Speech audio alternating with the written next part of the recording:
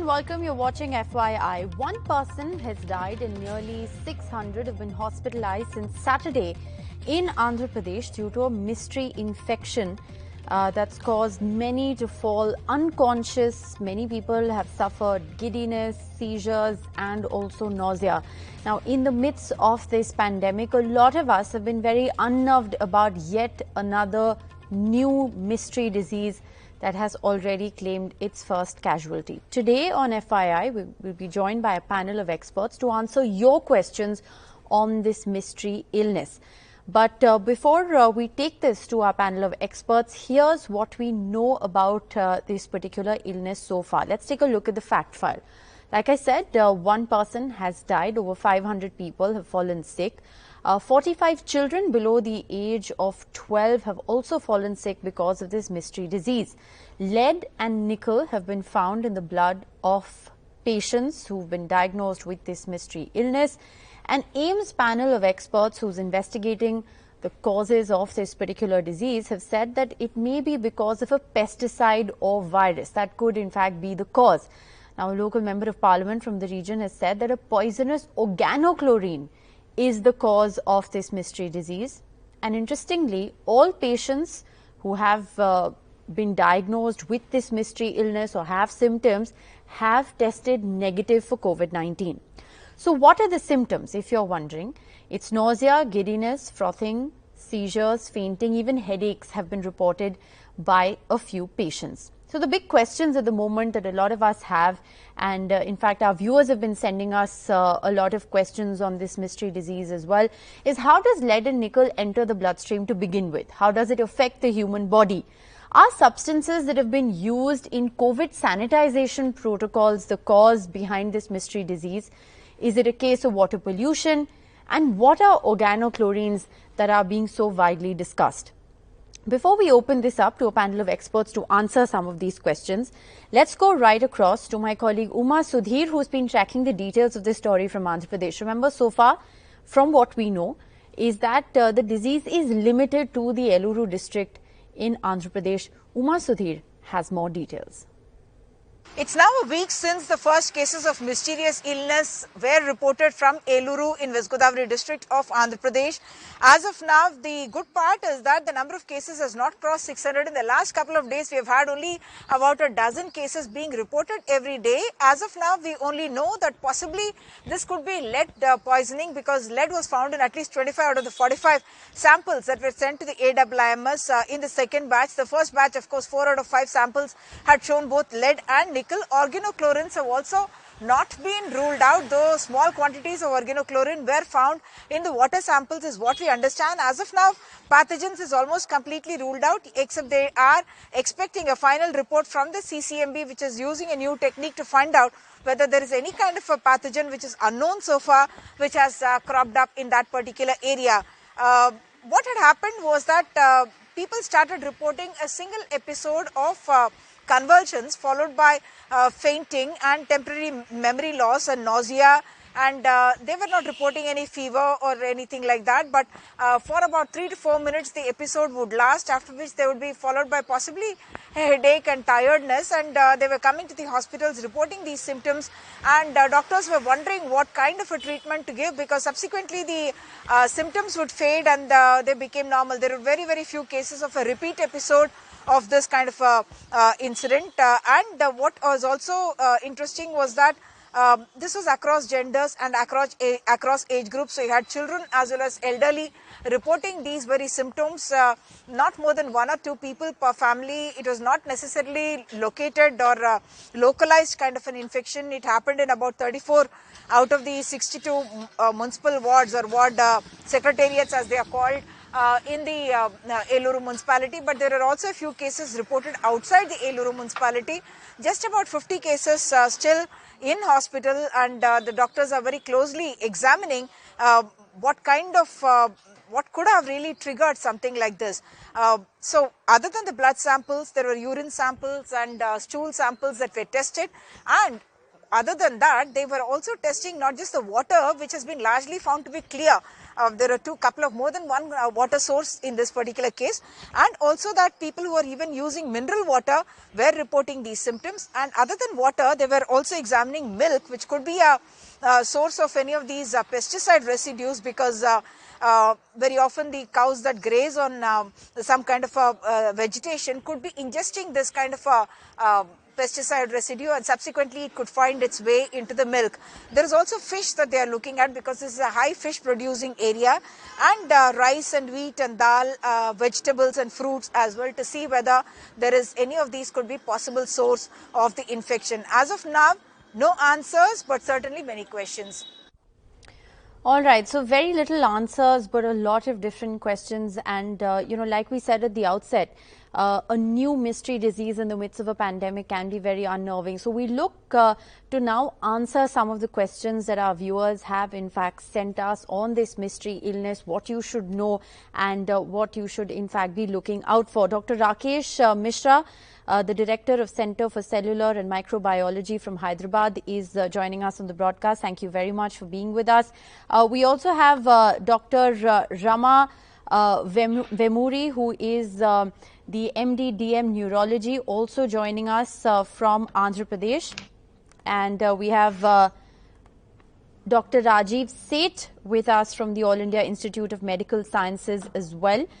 He is also a specialist in child healthcare. Remember, children have also been diagnosed with this illness. Thank you all very much for being with us. I want to begin by asking you, Dr. Mishra, there are a lot of questions, regarding this mystery illness that our viewers have sent us. At the very outset, what are prima facie the symptoms and what should people be watching out for? So, symptoms you already saw in your report that they are very varied kind of symptoms, from headache to hysteria to seizures, and are you able to hear me? Yes, sir, we can hear you. Please go ahead. Yeah. Okay. So, so the symptoms are of very varied kind. So so in the beginning, because it doesn't look like some very infectious symptom for the infections, because they're generally associated with fever and so on. And so that is why people have been missing in the beginning, at least for some time. And now, since it is known that it can be a problem, so people are reporting to the hospital. Right. So since it is a mystery, the symptoms also are something which can immediately assign to a particular disease. And any early signs of the disease, any early symptoms or early signs that one can be watchful of?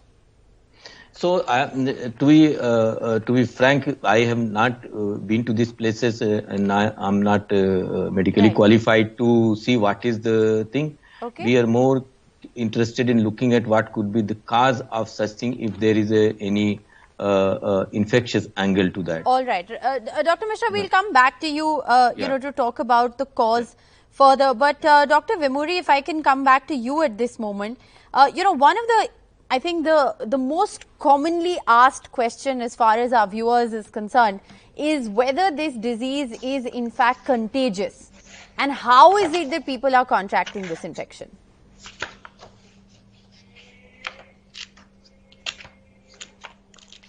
Dr. Vemuri, can you hear me?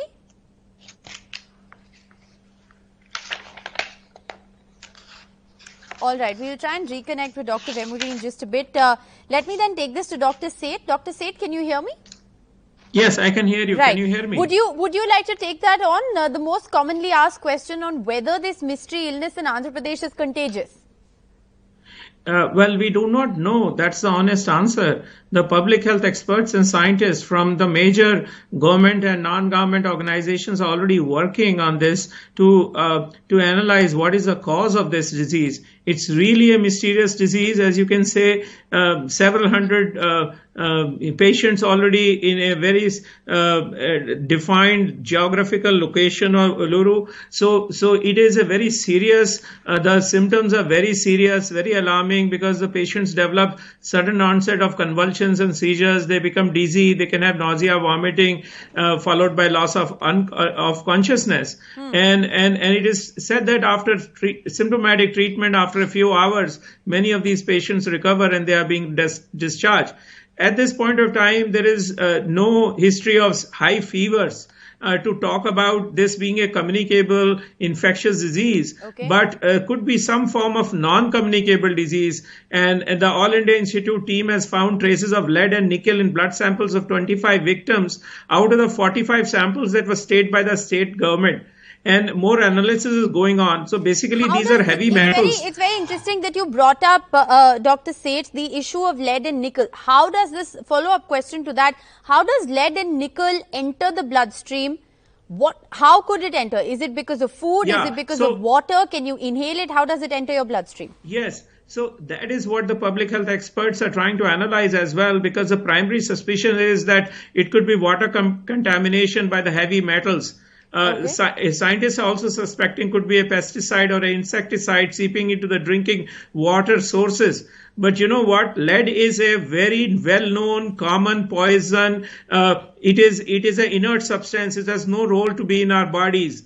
And lots of children would get this by eating lead-based paints or getting it from the mud they eat sometimes, or a history of pica, which is taking non-edible substances. But you know, lead poisoning is universal. Usually, lead poisonings usually present with chronic symptoms. But this illness is presenting with acute symptoms. It looks like there's suddenly either there's been a seepage of high amount of heavy metals like lead and nickel. Now, what are the symptoms? These symptoms actually match with lead encephalopathy, which is when the high levels of lead can build up in the body suddenly, you could go into unconsciousness and convulsions. So they do match lead as one of the... That's very interesting. That's very interesting. Yes. You're saying that lead and nickel being found in the blood samples, and a lot of these symptoms are very characteristics of a sort of lead poisoning. What it then boils down to, Dr. Vemuri, if you can hear us this time around, is of course the source of the lead, and we'll talk a little more about that in just a bit. But I think, you know, in order to just address the other question here, which is of organochlorines. Now, the local member of parliament from that area, in fact, came out and said that organochlorines could be behind this. What are these organochlorines and how do they enter the body? These organochlorines are pesticides or insecticides that are used. You have different varieties of pesticides in India: organophosphorus compounds, organocarbamates, and organochlorines, of which in this particular situation, in the reports in the water, they found very high levels of methoxychlor, which is an organochlorine. The levels that were found were 17.4 milligrams per liter. Right. Whereas the permissible limit is 0.001 milligram per liter. So it is almost 17,000 times, several times high. So this could be the cause. And how this produces convulsions is, this when the brain runs on electrical activity, the sodium channels, they open up, so they increase the activity. So this keeps the sodium channels open, so therefore there is continuous activity in the brain, so therefore they can get seizures. The other mechanism is the GABA, which is a normal suppressant. It suppresses unwanted excess electrical activity. That is destroyed by this. Yes. So therefore this control is lost, and therefore they get seizures. The point of lead being the suspect is unlikely, because they have done CT scans on these patients and there was no edema. When they did the CSF analysis, there were no cells, there was no raised protein, and without any treatment for a patient of lead encephalopathy, without specific treatment like giving a chelating agents like penicillamine or one of these, their patients do not recover on their own just with anticonvulsant. And moreover, they will have a prodrome again for a few days to weeks of listlessness, tiredness, dizziness, and then they before. And encephalopathy in adults is very rare. And I don't know whether they have examined the So gums. you're saying There that is a this blue could line. be linked more to organochlorines than it could be to lead. Is that the argument you're making? Most likely that's the cause. Lead is, at least I can say one thing, lead is not probably the cause, it's an incidental thing. Because even in America, they've done it at 3 million children will have lead levels above the permissible limits of 10 to 15 milligrams. So therefore it is a common thing. So just if everywhere. I can just, Dr. Vemory, sorry, if I can just break this down for the lay person to understand, organochlorines can enter the body through food substances. You're saying they're essentially chemicals and pesticides that are used on crops, and therefore it can enter your system through fruits, vegetables, or can it also enter through water? Yeah, it can also enter, because normally most of these organochlorines have been banned, but still I believe they use it. I asked one of the agricultural scientists, and as you rightly said earlier, that a lot of spraying of this DDT for spraying, when the VIP comes, we see the lines are sprayed with DDT and things like that. So these could be because of the heavy rains. Maybe there is a wash off and they have contaminated the water bodies. That's a possibility. I don't know, but at least because they found that organochlorines and lead is probably not the cause in this patient. It's an incidental finding that they made out. All right. So lead is probably not the cause, and like we said, there has been a difference in expert opinion on what could have caused this as well. And I think what you're saying is extremely, extremely important and also interesting, because it opens up a whole Pandora's box. What is it that you're eating? What is it that our fruits and vegetables are being sprayed with? And what should be, more importantly, the protocol, therefore, that you follow with them? Dr. Mishra, I also want to ask you that, one of the studies that I was reading also talked about perhaps a linkage with, substances that are used for COVID-19 sanitization protocols, and a theory which says that that could have entered the water and therefore could be the source. Dr. Mishra, would you like to weigh in on that? Yeah, it can't be ruled out outright, but I will consider that as less likely, for the simple reason that it's all of a sudden, for COVID thing, people are using now for several months. And this looks like it's not something that is accumulating slowly and gradually people are after 1, 2 and then 10, 15 and so on. It looks like something kind of sudden that either in food chain or in water system or somewhere unlikely to be the air, because then the spread will be of different kind. So that suddenly a set of, a part of population was exposed to something. So which means either something is dumped or something leaked or something which is either food source or water source. More likely to be water source because that is more limited.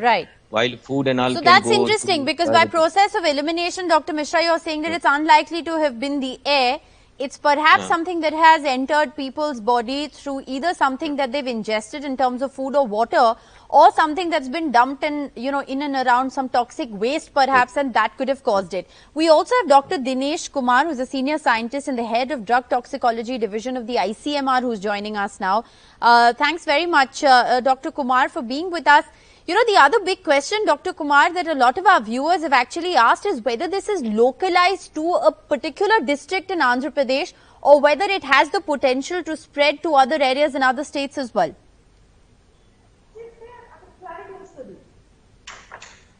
Dr. Kumar, can you hear me? Is it clear now? All right, we'll try and go back to Dr. Kumar in just a bit. Dr. Vemory, would you like to take that on? Yeah, can I answer that? Yes, sir. Go ahead, Dr. Seth. Right now, this mystery disease is confined to the Illiru town, which has left 600 people plus ill and 1 death. Obviously, the investigations are still going on between lead and pesticides and other sources. There are also some investigation whether about the garbages and other about lead batteries leakages. Vegetables, fruits, soil, water products, ingestion is most likely. It doesn't appear like these people have fever. Usually an infectious etiology will have fever. Right. These are mass convulsions happening out there. So obviously it's a toxin, and it is still localized. So I think the most important thing is to find out what is the root cause of this, and so prevent it spreading elsewhere.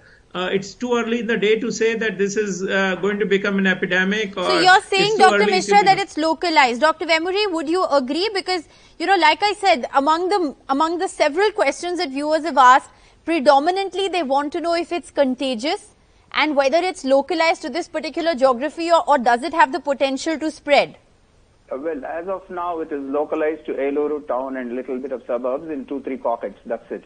So it is probably not an infection, because in any infection there will be a prodrome for a couple of days at least of body pains, headache, and some listlessness and these things. These Yes. are not reported at all. That's one thing that's against an infection. So whenever you get an epidemic of a disease, there are two likely causes we suspect. One is infection, two is a toxin. The second part, so now that infection is less likely because of absence of fever or other constitutional symptoms like headache, body aches, and it was very sudden. So probably a toxin. Now the ways that toxin can enter the body is through the way that toxins can enter the body is through the skin or oral route, that's food and water, Right. or by inhalation. Okay. So if it had been an inhalation, we would have expected some animals like dogs, small animals, to have had some symptoms. Okay. So that is not an inhale. It's skin contact you would get in a localized area. So Okay. because it's spread in 2 to 3 areas, probably it is either a food or a water contamination with a toxin. So it's unlikely, you're saying, unlikely for it to spread, and at the moment it's not known whether it's contagious or not, but so far, Okay. thankfully, one has seen that it is localized. I am running out of time, but I'd like to, ask all three of you the question of prevention, because I think that's the other question that's really dominating everyone's mind. Dr. Mishra, if you'd like to begin, how can you prevent yourself from getting this particular disease? See, if you ask me, if we know the cause, then we can design the prevention. Okay. So one thing we are trying to do is to see if there, although it is remote and very unlikely, if there is any new infection involved. Okay.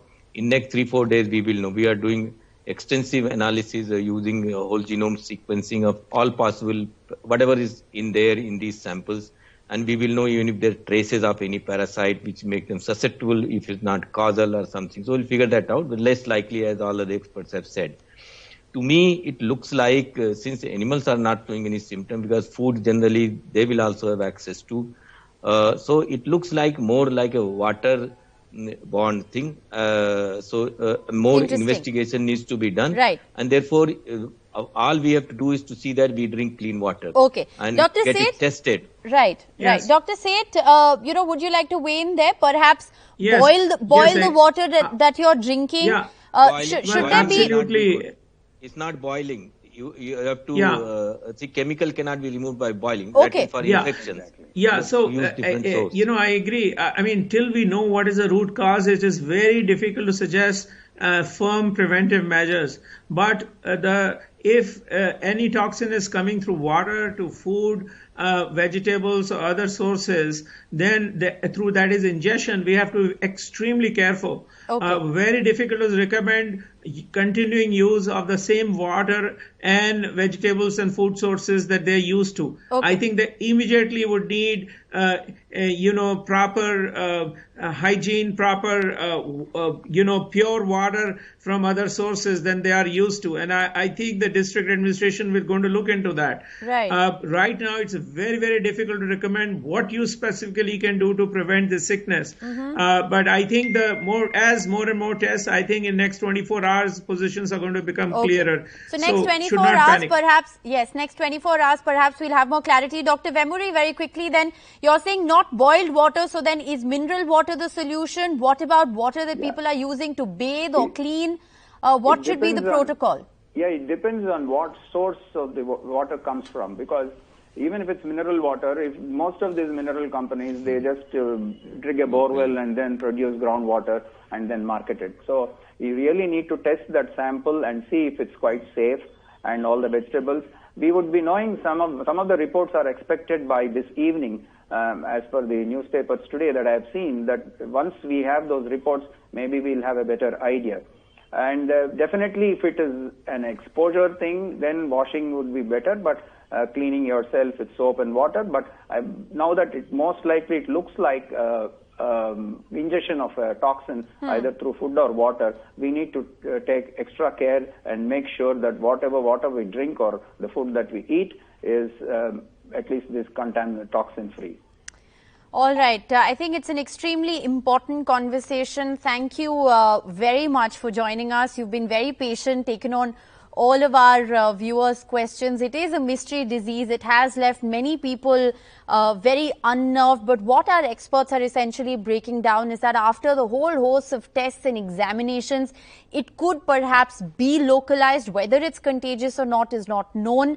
But it does appear prima facie to be, the cause appears to be either food or water that has either been consumed or someone has come in contact with.